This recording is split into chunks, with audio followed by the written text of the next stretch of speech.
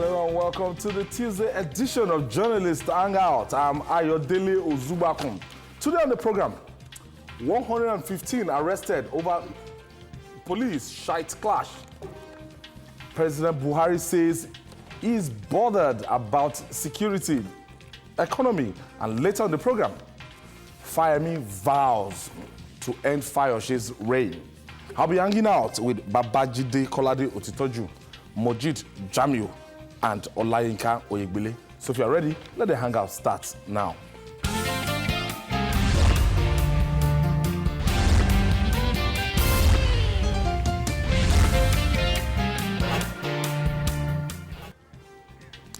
Glad to have you. On Monday, the rights of Nigerians to assembly and movement were thrown to the winds when Abuja became a combat zone. Tear gas canisters, hot water cannon, and live bullets were freely fired at members of the Islamic movement of Nigeria by anti-riot policemen. The angry Shiite members retaliated with stones and sticks. This battle had been brewing since Friday when the police sealed off the Unity Fountain, a mustering point for most protests in Abuja. But undeterred, the Shiites took to the streets with a single demand: freedom for their incarcerated leader, Ibrahim El-ZakZaky, and his wife. Both have been remanded in detention since 2015, despite court orders directing the federal government to free them. The police say it arrested 115 people during the violent clash that injured many, but insisted no life was lost, as claimed by the religious group. Whose reports do we believe? Let's show you this report.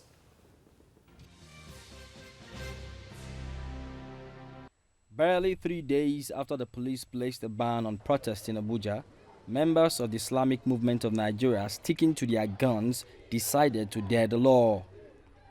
Armed with stones, cudgels, and anything they could find, the protesters moved to the streets, threatening to make Abuja unsafe if their sheikh, El-ZakZaky, was released. They tried to force their way to the Unity Fountain from the adjoining Aguiyi-Ironsi streets. The outcome, a clash with the police, who fired water cannons to disperse the crowd. Reports say 2 persons were killed, although we could not independently verify the claim. But it's certain several persons were injured, including soldiers. I saw some of them coming with saying that today, if they didn't free ZakZaky, they are going to die. Police were coming throughout this place from this other side of the road with this armored tank flashing hot water on them. They were like going back and still stoning the armored tank that is flashing water on them. And some of them were even stoning some of these cars. As you can see, 3 cars were damaged here, but 1 was left here. Initially, 2 soldier men were under this tree. We were discussing, and these boys saw the soldier man and they were, as in they beat the soldier man to the extent that I don't think he can survive it. I was at the entry point of NCC trying to do a business here, and we noticed an unfamiliar movement of some young people from this direction approaching the roundabout here by the traffic light. Some of them chanting that they want their leader, the cleric, Sheikh El-ZakZaky, released. If not, they will make this place very, ungovernable? Properties, including vehicles, were damaged. The pungent smell of tear gas still wafts through the air. The clash has left behind a lot of damage, like this vehicle, the back shield, totally shattered. The police are yet to issue a statement on the incident, but residents of Abuja are concerned that clashes like this may make the metropolis of Abuja unsafe. Welcome back. Now, let me start with you, MJ. Let's go beyond this report and beyond yesterday's protest. Let's look at it from the nitty-gritty. What happened in 2015? Now, we have the Sunnis, we have the Shiite Muslims, and everything this is just like the divisions we have, subdivisions we have in Christianity and everything.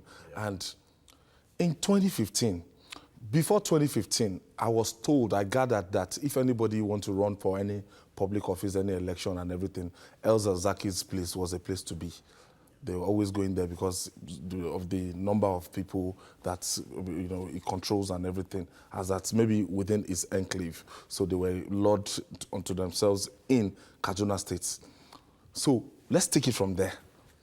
Yeah, it's been on for quite some time, and like you rightly said, each year there is this annual procession, like a pilgrimage, where they will move from Kaduna to the outskirts en masse, shut it down the road. And I think we can all recall the incident that happened where I think the chief of Army Staff, Buratai. I mean, they were trying to turn it back, and there was a fierce battle exchange of guns that left a lot of people dead, and many maimed and wounded. The leader and the wife and some supporters were arrested. Femi legal luminary Femi Falanon is their legal counsel. He was able to secure bail for some members and El-ZakZaky through an Abuja court by December 12, 2016. But the court released some of the supporters and is still holding El-ZakZaky and the wife. The federal government is still holding. The federal government. So DSS. Yeah, they said, and they cited security reasons. So I think now cast your mind back to the past 100 days, where and now that's where I get a bit confused. The Otitoju has been leading. He's a Christian, of course. He will say he's an activist from the PDP chieftain. Has been leading the child members in a quote-unquote peaceful protest at the Unity Fountain for the past maybe 100 days. They've been going there every day demanding for the release of El-ZakZaky. But I think things got awry yesterday when I think the police said they had information that there was going to be a violent protest. So they barricaded the place, and then they the IMN members, the child members wanted to forcefully gain entry to the Unity Fountain to demand the release. So there was an exchange. Of course, we've all seen the video. I think while we implore the police to exercise some restraint, but then from the video we saw, there was violent confrontation from the members. From the video I saw, which we all saw, you can see some of the members attacking those vehicles, and I think the police reacted to by firing canisters of tear gas. I couldn't confirm whether live bullet was used, but then I could see hot water and tear gas while those members too were hauling stones and even destroying other people's property. So, but I think this kind of things could be better managed, especially given the fact that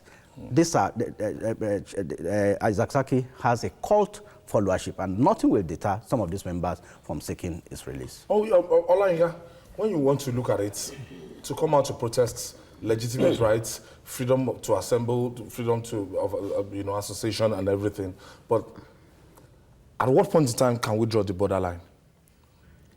You see, in the situation we find ourselves now in Nigeria, it's a very tough thing to say. For instance, because of the length of time that El-ZakZaky has been held, even if the followers determine that they are going to do a protest that will not be violent, very few people, not the police authority or the security agencies, will believe them, because they have a record of being violent. But be that as it may, I also think the government or the security agencies also need some measure of patience. We should all look at this as things that can snowball into a terrible crisis. When the Boko Haram insurgency started, it was only in Maiduguri. In fact, it was just perhaps in a small enclave or some streets. When it started, it began to grow. When it started, you know that almost every Friday or Sunday, there will be either attacks on mosques, there will be attacks in churches and all that. It was when when it wasn't well managed that it began to grow out of Maiduguri. It went to Plateau, it went to Yobe, it went to Abuja and the rest. Yeah. And this is the same thing that is starting again. So care must be taken. Before now, the IMN, the El-ZakZaky group, their protests or whatever they want to do is usually in Zaria. Very few circumstances or very few times has it ever even stretched to Kaduna. Yeah. But now, it has even gone beyond Kaduna. It is now in Abuja. If care is not taken, this is how this thing will continue to spread and it will become a national problem, just as we have the Boko Haram problem. So the problem, or the way to solve this problem, is not by violence, neither is it by I'm twisting the man. Look, since the court has given an order that this man should be released, for goodness sake, what stops the SSS, all the security agencies? Okay, the court has said we should release him. Where does he want to stay? Does he want to go back to Zaria? Let him sign a day bond. Yeah. We take him to Zaria, and they said, what do you call it? Security cordon around him. You screen people who will come and see him, and you screen his movement. Will that not mellow down all these troubles? Because if care is not taken, what I'm seeing now will snowball into a much more dangerous. And we also know that I'm not very vast in all these matter, but I know the Sunni Muslims are mostly in Iran and whatever. Yeah. And we know he has some links with them. So now, if care is not taken, you remember at one point, it was even said that the Iranian government had sent some delegation or trying. So the demand is released, yeah. I mean, this is a business we have to manage very carefully. The only redeeming grace in this that I see, I may be wrong. Thank God the president is a Muslim, the governor of Kaduna State is a Muslim. If it were to be the other way around, it might not be what we are talking about now that we'll be talking about. Even on the contrary, I don't even though they may not be Shiites, they don't see. Exactly. But it is. They don't. No, but you are even better as Christians. Doctrine. The doctrine. They are two different doctrines. That is what I'm saying. They don't meet at all. That is what I'm saying. Okay, Babajide, let me take you back to 2015. The kind of force that was used during. I saw the picture, I saw the video, I watched the video over and over again because there's a way we like to distort information if anything happens in Nigeria. I saw the machetes, I saw sticks, I saw those. I didn't see guns. No. I didn't see guns. Just for me to understand that that they had reinforcements and close to 100 people died. Or more than that? No, more than that. More than that. Were killed. Well over. If the Kaduna State government set up a panel of inquiry, but it blew up in his face because it became a big embarrassment because at the inquiry venue, towards the end of the sitting of the panel of inquiry, the revelation came that the army stormed the headquarters of El-ZakZaky's group around 3 a.m. and slaughtered women and children. And the government officials who went to pick the bodies and gave them state burial announced the number of people. I don't want to mention how many. Because, to be sure. Yes, but it was huge. The number of people that they gave mass burial to. So at that point, people now saw clearly that if the intention was simply to create a pathway for the Chief of Army Staff to go to where he was going, and you achieved that, why did you go to their headquarters? Yeah. And you started forcing doors open and opening fire on people? It's documented. It's documented. What happened, what they said at that panel of inquiry. But you see, we are a complex people, and ours is a complex country. El-ZakZaky is a divisive figure because the average Nigerian Muslim who is not Shia, there's nothing you can say about El-ZakZaky that he wants to hear. If they put gun in El-ZakZaky's neck and they begin to slaughter, sympathy. He does not think so far, it is. we don't share the same ideology and doctrine. Yes, that is the power of religion. If we can redirect the energy with which we defend our faith to other spheres of life, Nigeria won't be a crawling giant that it is today. Today, if you call religious leaders, if they summon people appear in so place, the crowd that you see there, the crowd that you see there, God of men. Oh my God. Let them say, come and pick your PVCs. Oh, PVCs for all Lagosians who are registered. Come to Tafawa Balewa Square to pick. You see that many people will not go. Yeah. It has reached the point that even employers of labor were using PVCs to threaten people that if you do not bring your PVC, some benefits you will not get. We are like that. But if it's religion, that's the way we are. I remember one day, donate money. I was in Kaduna, and in one of the banks in Kaduna, as I entered the bank and they recognized me, those of them, when they are in the tellers, they came out and began asking me questions. It became another Journalist Hangout session. They were asking me about El-ZakZaky, this and that. They said, why did you support El-ZakZaky against the police? I said, against the army. I saw video, shot of my own army, the Nigerian army, using excessive force in the headquarters and shooting people. Yeah. So you want me to say that is right? I can't say that is right, because one day I know that the man upstairs, I will meet him, and I will be accountable for my actions. The things that I support, the things that I condemn. So there is no way that in our country, the law courts will say, free this person. Yeah. And then you continue to hold him against the decision of the courts.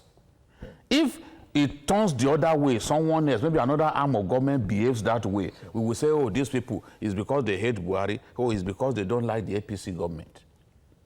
That is the way we are. I've said it before that there are two versions of the truth. The version that is palatable to some people, the version that is unpalatable. So they decide which one to believe. So the thing is, the army used excessive force at that time. And I remember that in December 2016, one of Nigeria's best historians is the VC of Modibo Adama University in Adamawa State, Kyari Mohammed. Kyari Mohammed is the best friend of the current Chief of Army Staff. They grew up together. In primary school for 6 years, they were sitting next to each other. And during that seminar, he began to tell the army the home truths. He warned them just the same way that Oyegbile talked today, that you are playing with fire with this El-ZakZaky thing.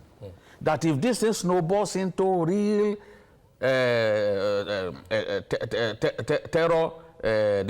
terrorism, that we won't be able to handle it, and that we cannot handle two major terrorist groups at the same time because we have not defeated Boko Haram. He said it clearly that you've not defeated Boko Haram.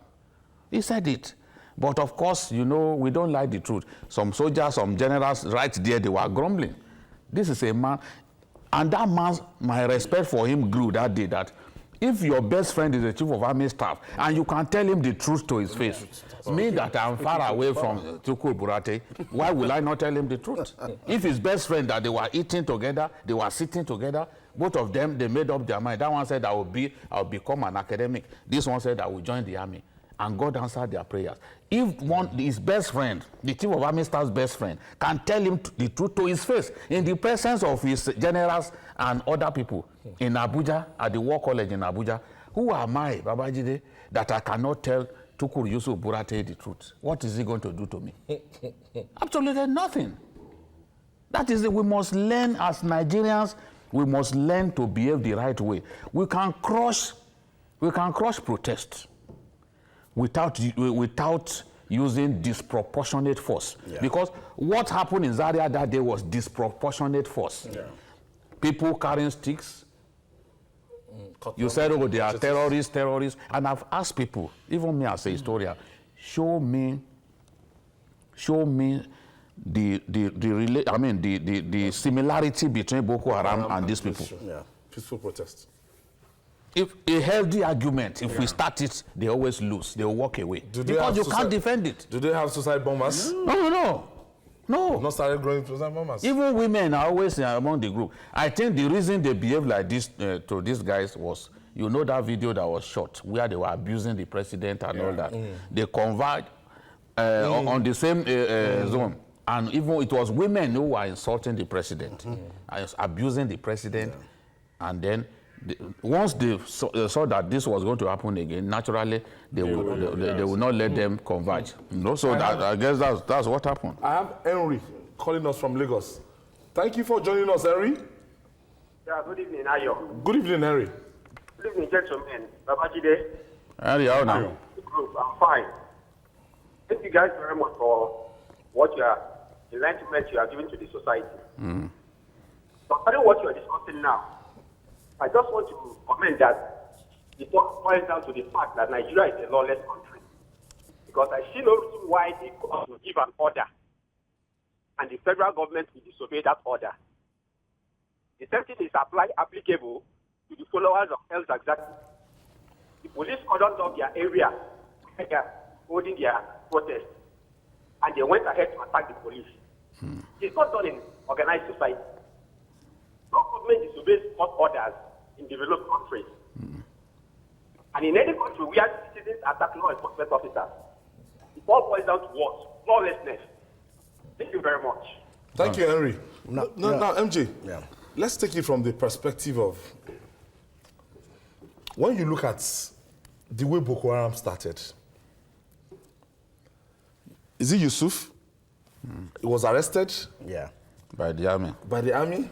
Handed over to the police. And somehow they said they lied that he was trying to escape. And they killed him. He died.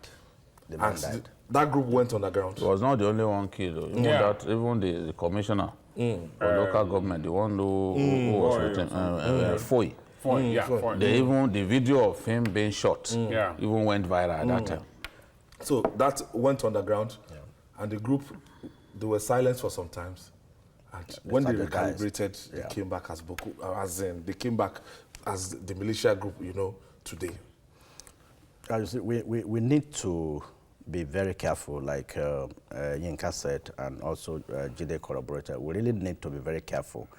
We can't afford to face two battles at the same time. And two wrongs don't make it right. Like Henry said, if the police already cordoned off that place, I mean, the Shiites protesters has no reason. I mean, there are so they shouldn't even be stoning people. That is it. They shouldn't be destroying. We saw vehicles of innocent people that were destroyed. No, once they begin to use violence, that is it. Any action taken against them will be justified. Will be justified because we saw videos of where they were attacking armored, that's serious provocation of law enforcement agents. So Yeah. I don't Sifon's reports. I don't think that some is military right. guys were beaten to a pulp. And my question is still, what was the business of the Oyegbile with Chai's protesters? And, you know, like Jide said, they were already turning it to a political thing. They were gathering there to abuse the president at the seat of power. No law enforcement agent will tolerate that. And because we know the situation we are in now, people are already agitated. Any small thing, people will gather. And they were using the opportunity. Some people are already backing them. And we are getting close to elections, and people will read a lot of meanings to this.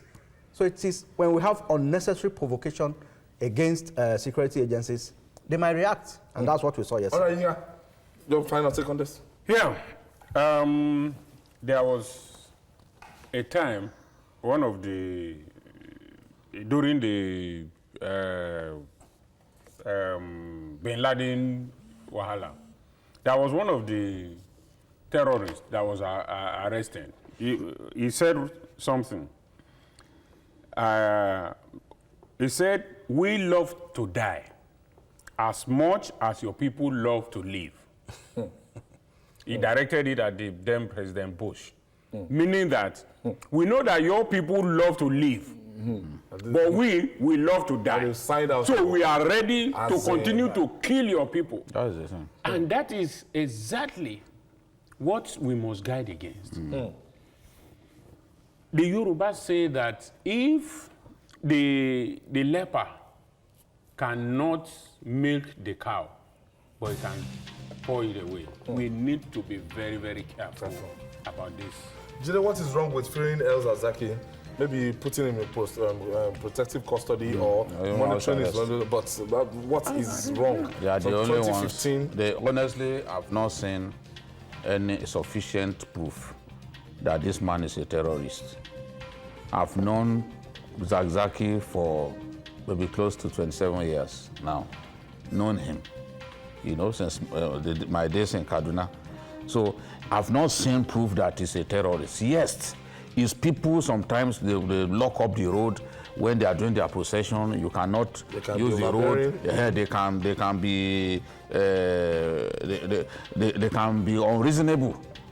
But being unreasonable is not the same thing as being a terrorist. Because at their headquarters, I would have expected that at the time when they raided the place, they will have shown us rocket-propelled grenades and other tools of terrorists. Because if you, anytime you attack Boko Haram, you always show us weapons that you seized on them. In the case of these guys, you've not been able to show us tools. And if you are saying that you want to crush the terrorism of the El-ZakZaky Hill from infancy, this is not how to go about it. I agree totally with Professor Kyari Mohammed. You are radicalizing them. You are radicalizing them, you are playing with fire. If the court said this man should be free, release him. Or you go on appeal. All right, still to come. President Buhari says he's more bothered about security and economy than 2019 election. After this break, we'll tell you more. Please stay with us. It's still Journalist Hangout. We'll be right back.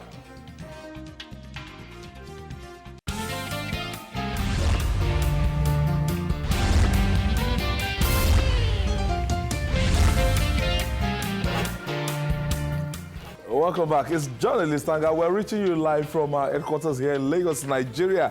2019 may appear far, but for politicians, it is not. It is just at the door.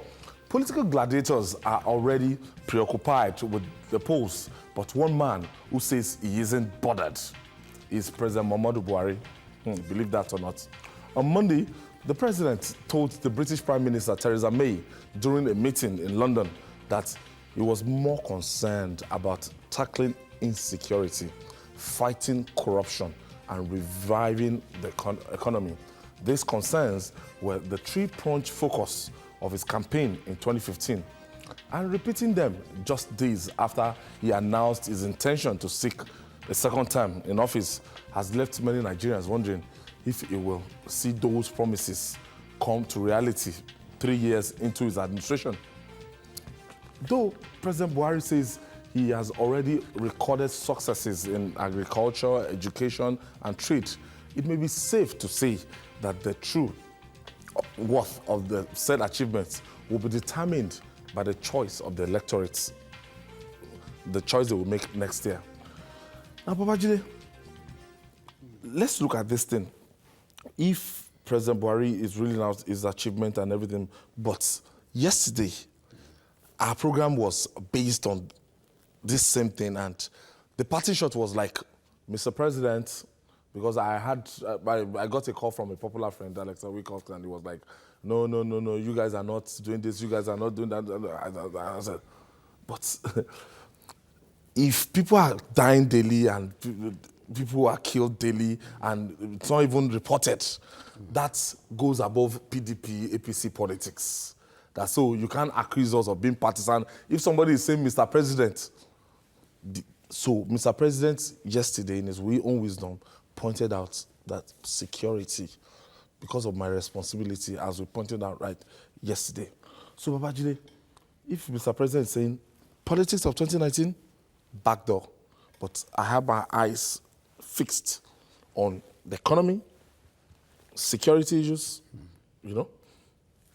What do you make of this statement coming from Mr. President? Yeah,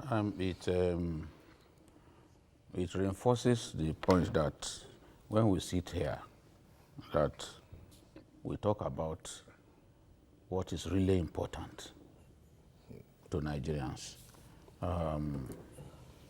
Whether we like it or not, security will be the most dominant issue in the campaigns for the 2019 election.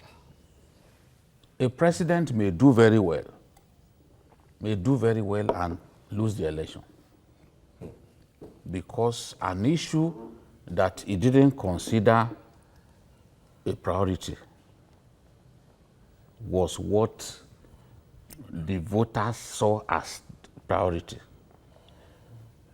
On your wall, on my wall, you know, all kinds of people come in. There are people who watch us at home and just conclude that these guys don't know anything. They don't even know what they are saying. You see pseudo-economists taking over the social media space and spewing all kinds of jargons. The hero of Indian economic prosperity is Vajpayee. But how did he leave power? In the West, across the world, it was a shock that the Congress party defeated Vajpayee's party. Nobody expected it. But Sonia Gandhi was campaigning from rural area to rural area, and what was Sonia Gandhi saying? Sonia Gandhi was saying, see, you've all been left behind in the economic prosperity of India. India became prosperous largely from the brilliance of its people in IT. IT, yeah. And it was during this man's time that all of that was incubated. But he was defeated because the Congress party had a strategy, target the poor people, move from poor communities, from one poor community to another, because that prosperity did not resonate with the people. And that is the point that we are making. Somebody came on my wall and was talking about Greek, this and that. I've seen countries prosper economically, not in the way, not chiefly from agriculture or in the way that we are doing it. Yeah. Because what are you, even if we begin everything that we produce, let us export, though there is not even ready market for all of what we produce. Agri-produce, we cannot make sufficient money. We cannot make sufficient money. How can we make, I've given an example of Switzerland that they don't grow cocoa, but they make the best chocolates in the world. Yeah. So the people who grow cocoa like Ivory Coast and the rest of them, go and look at how much they made from exporting cocoa. Compare it to what Switzerland made from chocolates. You see the point that we are making. Yeah. So it's not as if some people always want to show that they love Buhari more than even Aisha, the wife. You see them, all kinds of things that they say. It's the truth that we are saying. That right now, for me as a person, the president must address the security challenges of our country. In 72 hours, more than 50 people have been killed. Yeah. Elsewhere, the president will have returned home. Yes. Elsewhere, the president will have returned home. So if the president goes abroad and is telling them, oh, he's trying to address the killings, fair enough. But we as Nigerians need to be reassured. We need to see what he's doing to stop these killings. I've never seen anything as embarrassing as this in my working life. Underreported. Every day now, it is now as if the killing has been like second skin to us. It is killing people has now become like breathing in and breathing out for us. We must, as a country, we must not degenerate beyond this point. Zamfara, Taraba, Kano, Benue, Kano. Zamfara, we said, okay, they are sending soldiers, they will stop the killings. Now, I was reading a story that 22 communities, they are taking flight. They are taking flight from their communities because for fear of the bandits that they are coming. So 22 communities, they are planning to run away. What kind of impression will such people have of their government? If the government cannot protect the people. Look at Briningwari, the lawlessness going on there. That place is... The lawlessness going on there. Bandits are ruling Briningwari as if there's no governor in the state. As if we don't have policemen. So the president is saying, oh, security and economy. Look, Nigerians can be patient to allow this economy to grow because it takes time. No doubt about it. I agree. But they can't be patient with this security issue because they don't know whether the next day they'll be alive. Nobody will be patient for you to address the security issue. You must address it frontally. And I've said it, if he must replace the service chiefs, he has to do it. MJ? In less than 2 months, this government will be 3 years. Whether he appointed ministers 6 months after he assumed office, that one is history. Like Jide said, there are some things that we don't need rocket science to address. The herdsmen that are killing farmers, that are chasing farmers from their farmland, have we brought any of them to justice? To serve as a deterrent to others. But the moment they continue to kill farmers, they continue to unleash terror in Benue and all these other places, and I mean, we give mass burial. South now. Yes, and there is no scapegoat. Nobody is arrested, and we know some of these things. And the president last week at the weekend said it's people from Gaddafi's people. Then if it's Gaddafi's people, then let's go after them. If we can, if our army... We can't defend our own people anymore. Yes, if our army does not have the power, then let us call for help from outside to attack them. American mercenaries. Yes. So at a point, we went to South Africa to bring people, to bring soldiers. They will not give him the kind of hostility that they meted on General Danjuma. Yeah. Otom asks his people, please defend yourself with stone. It's true now. Now defend yourself now, with stones. you know what? It is... People are carrying AK-47. AK-47. Because he was just afraid to say, I'm telling you to say that defend yourself. You don't even know what to say. If there's nothing to say, the level of frustration. That to tell you the level of his helplessness. Yeah. I mean, defend yourself with stones. you know what? No matter the level of gain we make in, our external reserve is 47 billion, close to 50. That is a story. Security, you say waste. It's a waste. People are earning livelihood from the farms. They can't farm any longer. You know what it will mean in another few months or a year now. Has implications for food security. Yeah. Food security. Now, in Delta State, what they do now is they take over your farm, then you will pay them some money, Ishakole, before you can gain access into your farm. In your own farm. Ancestral land. A few years back, in Spain or France, a train crashed and the Minister of Transport resigned. The Minister of Transport is not the station manager, is not the driver. Of the train? Why did the Minister of Transport resign? Because the train oversped and people were killed.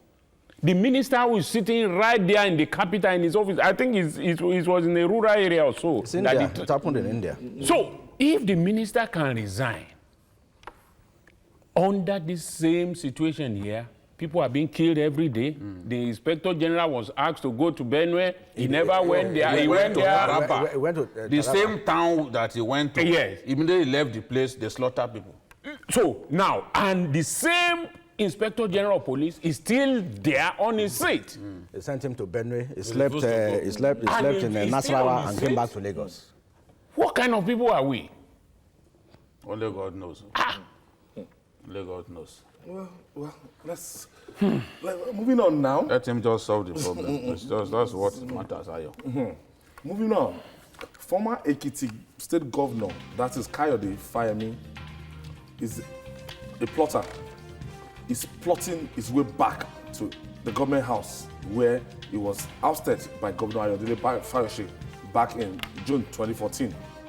Last Saturday, John Kayode Fayemi retraced his way to Ado-Ekiti and told a crowd of supporters that he forgot something in the government house, which he alone could retrieve. He promised to jail incumbent Governor Ayo Fayose should he return to power. But first, he has to win the APC primary out of 29 other aspirants and then face the difficult task of contending with Fayose's hand-picked successor. That's Kola Olusola. Back in 2014, Fayose humiliated Fayemi out of office after a resounding win in all local governments in the states to begin a second term as governor. The build-up to the July 14 Ekiti State governorship election surely promises to be an interesting one. Can Fayemi pull a stunner? Let's watch John Kayode Fayemi and some other aspirants.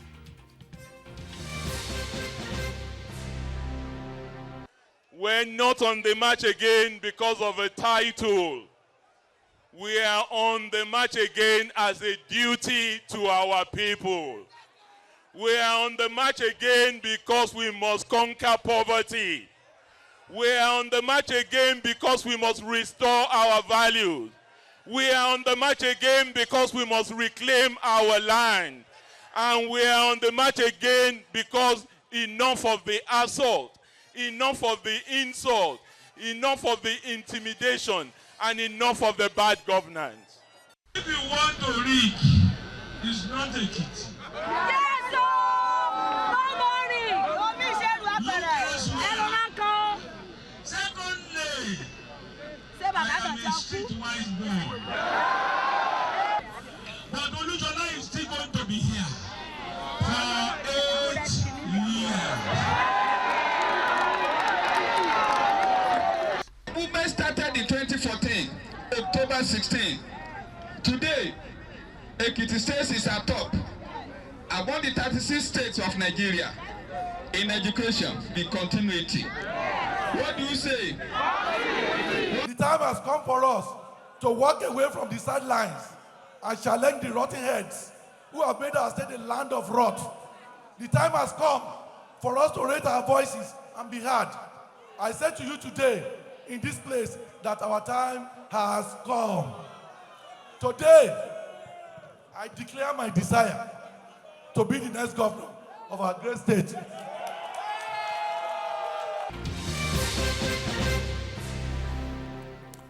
Just came back from Ekiti State this weekend, and I can tell you that on the 5th of May, when the APC, they are going to have their primary, that's the first hurdle, and then the PDP will be having their own on the 8th of May. Mojeed, let me start from you. You are an interested party. I will establish that, but let me just start from you. And when you look at state too, don't forget. Oh, also the Joseph, adopted son of the soil. Ayo, please let Jide start. I don't want people to say I'm biased. I pass my turn to him. Adopted, your adopted state, Omuekiti. The borderland. Join the borderland with this state for at least for 4 years, not forever. Yes, until Yaya Bello and if he wins another 4 years. Until Yaya Bello and Dino leaves. That's why it's on border note. I'm not. When I met with Dr. Fayemi, I asked him on Saturday that I'm not too comfortable with, like brothers in the same political party. Let's talk about the APC primaries first. Femi Ojudu was the Director General. No. Wait. Okay. Femi Ojudu was in the rerun election they had, the first time of JKF. Okay. Femi Ojudu was the DG of his campaign. I was in Nation throughout that time. Now, when they wanted to have this rerun, Bimbo Daramola, the second time it was 2014, it was Bimbo Daramola. Yeah. Femi Ojudu is contesting, Bimbo Daramola is contesting, what's his name? Okoyemi Bamidele is contesting. Yes, yeah. And when you look at the number of people and coming together to contest, and very close to the election is in like 60-something days or 70 days. July 14. Can they afford the kind of intra-party crisis that will emanate between now and then? If the APC loses this election, the APC will have defeated itself. I will say that because, look, I didn't get to watch Fayemi's rally, but I saw on the platform of another candidate, another aspirant, that Fayemi brought lorry loads of people from Ondo to make up the crowd. Another aspirant within the APC? Yes. This is not even from Fayoshe's people. So that speaks to the extent of the animosity within the so-called aspirants in the APC. Already there are so many of them. There are some of them that they have no reason to even contest because they know they can't go far. At best, there should be like 3 or 4 persons to even go into the primaries. We know those who are truly wrong. The heavyweights. Yes, amongst them. But when you start talking about Bimbo Daramola wanting to contest, for what now? No, let's face it. Being an House of Rep member that became an House of Rep member under Fayemi. So he can defeat, you mean now, eyeball to eyeball, we can defeat a Fayemi in the primaries? Or what? Look, these are the things that I'm worried about. And whether we like it or not, Fayoshe is the sort of candidate that, look, except if the candidates at the end of the primaries can give the assurance that at the end of these primaries, we'll deploy all our strength. Like what happened in 2014? Yes, to support whoever has even that one. It was some of them didn't do it wholeheartedly. They were chasing Atiku up and down. A lot of the Buhari rallies, he stayed away. Except the one in Yola and I think one other one. They stayed away. So when people lose election, they feel so bad that they just want to retreat into their cocoon. If they commit to working together, yes, they have a chance against a very difficult and dangerous opponent, because it's not Olushola Eleka that is contesting. No, it's Fayoshe. In the last governorship election, out of 177 wards, Fayoshe won in 158. Yeah. And Fayemi won in 19 wards. That should tell you that this is a grassroots man, and his support base cuts across, and is the incumbent governor. That was when, he will be fighting for his life. They are threatening him every day that they will jail him, they will lock him up. It is whatever he has that he too will go into that contest. So that kind of person, you have to fight him with concerted effort. if you want to defeat him, not a divided house. Mojeed, in fairness to Kayode Fayemi, he mentioned it on Saturday. He said that any of the aspirants within APC, any of the aspirants within APC will be better than the person there right now. That's a fact. Now, but that person, there is no contest. What is just trying to say, the government now, than the PDP candidate. Now, Fayemi was the one that organized the very successful convention in Lagos. He was the chairman of the convention committee that made Buhari to emerge and everything. Now, when you want to look at the odds, you have former Shegoni, also contesting. Also a grassroots man, loved by his people. Is he grassroots man? Yes. Okay. We have about... I've heard you. Well, as we speak, we have about 30 people who have paid 500,000 to pick the form. But we That's don't, from APC From alone. APC alone. We don't know how many of them will go back to pay the 5 million, because there is one thing for you to go and pay 500,000 to pick the form. Then when you are submitting, then you pay the between 5 and 7 million. I mean, when you are submitting the form. So it's easy, but then when we'll get to know that by next week when the nomination would have closed. Now, that's aside. Today, Fayemi has an edge because the structure of the delegates, the structure of the party, and he's been in constant touch with them. Every 3 months, he hosts them since 2014. So today, he has that edge. But then, the primary will be beamed live to all Nigerians, like what we had in Ondo and Anambra. So if the primary is free and fair, which I believe it's going to be, because it will be organized by the APC National Secretariat, I have no reason to believe that all the other aspirants will come together and endorse whoever wins. And for the PDP, you see, it's one thing for Fauci to be contesting. It's another thing for Eleka. The same thing happened in Ondo State. If it's not Mimiko, it is not Mimiko. Mimiko brought up Jagede, and you saw the result. The same thing. They didn't have the time to prepare. The same thing might happen in Ekiti. My own take is, what is it that Fayemi has now that he doesn't have as the incumbent that he was defeated by Fayose? He ran against a federal might in 2014. Today, APC is in Abuja. So, so another federal might will be... Not another federal might, but at least there'll be free and fair elections. So the kind of... So which one the other one too was not fair? Well, that's the question. No. See, the one of 2014 was free and fair. The one of 2014 was free and fair, organized by the then federal might. This one too will be He's free a and former fair. governor. He knows his way around the government house. Okay. He knows his way around the government house. I know. And wherever he kept anything in government house, because people always say, oh, what did he keep? That he wants to go back. Wherever he kept anything in government house, he is the one who knows the place. The rest of us don't know. You don't know. So he wants to just sneak in, take his thing. Because whoever goes there, if it's not Fayemi now, whoever goes there will be asking those servants, where is this thing? But then when he goes there, he'll go there and start running. Let's see how it works out. Thank you, Yinka. Fauci is watching. I'm sure that. And he'll be ready. It's the battle of his life. It's battle of his life. It's going to be a very interesting time. TVC, we're going to be there too. Just give you bit by bit whatever is happening. There are some of those candidates who don't talk up to now. Yeah. That's why I fear that somebody can emerge and some people will withdraw their support. They don't talk. They are not on speaking terms for years now among those APC members who are contesting. So I don't know how politics can split brothers. It's a shame. And that's it on Journalist Hangout today. Join us tomorrow for another interesting episode of the program. You can watch the repeat broadcast at 11, and you can also watch Journalist Hangout on our other platforms showing on the screen.